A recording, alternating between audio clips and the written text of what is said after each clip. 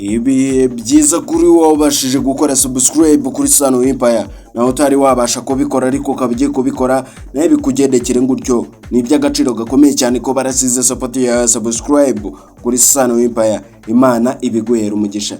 Abasanzwe bamenyera Sano Empire tubagezaho amakuru atandukanye haba mu buzima busanzwe muri politiki muri showbiz ndetse tutibagiye na gospel n'amakuru ya sport n'ubukungu. Ahabonetse amakuru ari hose Sano Empire iyakugezaho mu bambere. Ni kuri iyo mpamvu rero tugiye kwibanda ku makuru ya gospel ari kuvugwa mu Rwanda ndetse no hanze yarwo. Wakwibaza ngo rero ibiri kuvugwa ni biki? Nkuko wabibonye kuri title naho biri kuvugwa yuko hari umuturage mu karere ka Rubavu wasabye yuko Zion Temple igomba gusenywa nyuma yuko nabo babasenyeye umusigiti wabo.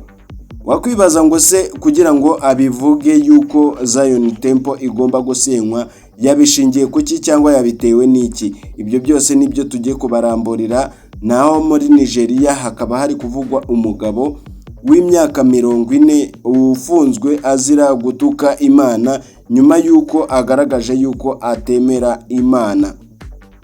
Ibyo byose rero nibyo tugiye kuba twarambura. Icyo nagusaba utari wabasha gukora subscribe, kora subscribe ukande no kuri iyo nzogera notification kugira ngo tuzajye twibanira mu nkuru zigiye zitandukanye.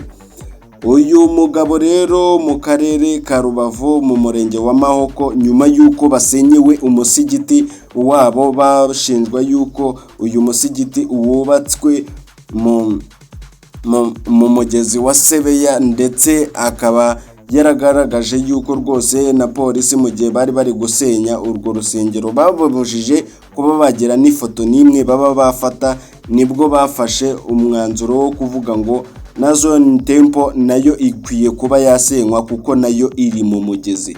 Kuki babasenyeye uyu musigiti kandi nabo uyi Zion Temple nayo iri muri uyu mugezi? Ngayo nguko rero muri Nigeria naho umugabo afunzwe azira gutuka Imana ku rubuga rwe rwa Facebook. Nibwo guverinoma yafashe umwanzuro wo kuba yamufunga.